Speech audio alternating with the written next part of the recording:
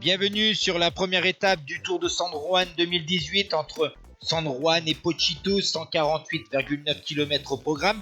Un scénario classique pour cette étape de plaine inaugurale avec une échappée avec des équipes sud-américaines, une échappée reprise dans les 10 derniers kilomètres et un sprint massif protégé et lancé par ses équipiers et notamment son poisson pilote Maximiliano Richese. Le sprinter colombien Fernando Gaviria de la Quick-Step Floors s'est imposé au sprint devant Nicolo Bonifacio de la Bahrain Merida et le sprinter italien Matteo Pelucchi de la formation Bora Hansgrohe. La deuxième étape se déroulait ensuite autour de Perilago Punta Alegra, près d'un lac artificiel avec son barrage pour une arrivée pour les punchers. 3 coureurs ont réussi à sortir dans le dernier kilomètre après la partie la plus dure du final, avec notamment une offensive du champion d'Argentine. Finalement, c'est le Costa-Ricain Roman Villalobos de la Canel Specialized qui s'est montré le plus rapide devant l'Argentin Ricardo Escuela et le Belge Tish Benoot. Avec cette victoire d'étape, Villalobos prend les commandes du classement général. La troisième étape était un contre-la-montre individuel de 14 km 400 à San Juan sur une voie rapide, sur un profil tout plat, donc un parcours pour spécialistes. Et c'est le champion d'Irlande du contre-la-montre Ryan Mullen de la Trek Segafredo qui a réalisé le meilleur temps en 17 minutes et 43 secondes avec 25 secondes d'avance sur Filippo Ganna, et ce dernier prend donc les commandes du classement général. Puis la quatrième étape du Tour de San Juan 2018 proposait les premiers reliefs avec 182,8 km entre San José Rachal et Villa San Agustín, et l'étape est marquée notamment par l'abandon de Fernando Gaviria.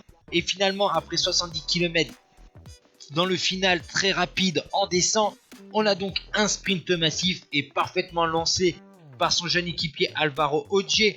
Maximiliano Richese s'impose au sprint devant Giacomo Nizzolo et Matteo Pelucchi. Ganna reste leader du général. 169,5 km au programme de l'étape reine de cette 36e édition entre San Martín et l'arrivée au sommet au Alto de Colorado. Cette étape a couronné l'Argentin Gonzalo Najar de la Sindicato Públicos San Juan. Il est parti loin de l'arrivée, il a dominé, il a surclassé la concurrence puisqu'il a devancé sur la ligne d'arrivée de 1 minute et 58 secondes. Le trio qui était parti pourtant en chasse derrière lui, composé de Oscar Sevilla, Rodolfo Torres et Roman Villalobos. Malheureusement, cet exploit, il a été entaché puisqu'on a su quelques mois plus tard qu'il a été contrôlé positif à des stéroïdes anabolisants et a été suspendu pendant 4 ans. Donc c'est Oscar Sevilla qui s'empare des commandes du classement général de façon virtuelle à ce moment-là. La 6e étape, quant à elle, a été bénéfique aux baroudeurs, enfin à un baroudeur, pour une étape de 152,6 km autour de San Juan. Pourtant, le profil était plat et pourtant, les échappés ont réussi à surprendre les sprinters. Puisqu'après avoir faussé compagnie à ses compagnons à 5 km de l'arrivée, le baroudeur belge de la Lotto Soudal, Yele Wallace, va pourtant résister au retour de ses adversaires. Il va devancer de seulement 2 petites secondes le coureur de la formation Medellin, Robinson Oyola. Travis McCabe va terminer 3e de cette étape et Helio Case 4e. Du côté du classement général, bien sûr, aucun changement.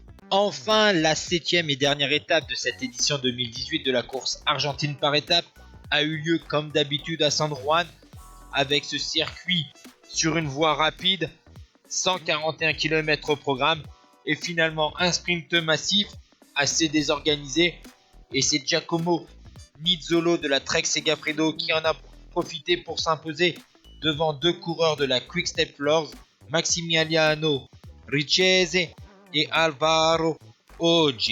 Najar a bien sûr remporté le classement général avant sa suspension et donc la victoire est revenue finalement à Oscar Sevilla.